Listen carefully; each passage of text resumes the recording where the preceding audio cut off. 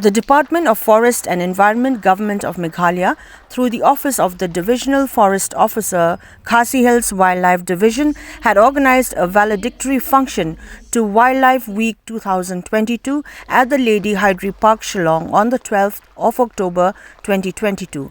Also present during the event were the Commissioner and Secretary of Forest and Environment Department, Government of Meghalaya, S. Muhammad A. Razi, the Principal Chief Conservator of Forest and Head of Forest Force, B.K. Lyngwa, the Principal Chief Conservator of Forests, Territorial, R.S. Gill, the Principal Chief Conservator of Forests, Biodiversity and Wildlife, S.M. Sahai, and others.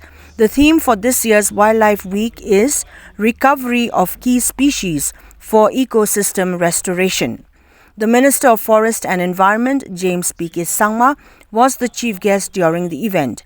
During the function, Sangma had also inaugurated the online portal for filing of wildlife offence reports. Being Mukim for rescuing a cedar cat and Java for rescuing a common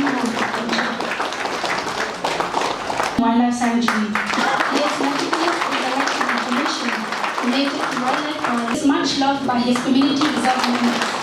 And he will motivate them of the wild rescue animals with much enthusiasm. He takes care of them.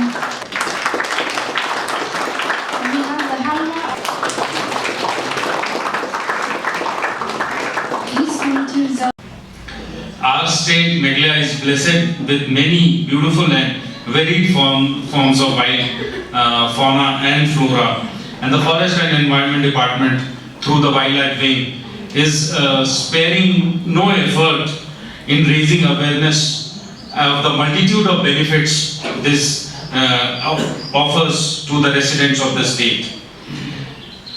Celebration of this Wildlife Week is a step in this direction.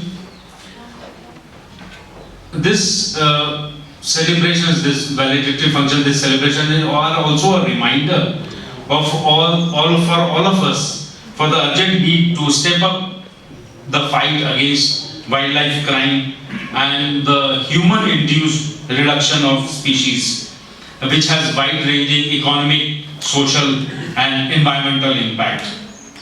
There are multiple reasons for loss of species. Name a few: there's degradation of habitat and ecosystem, the growing anthropogenic pressures, and other similar factors.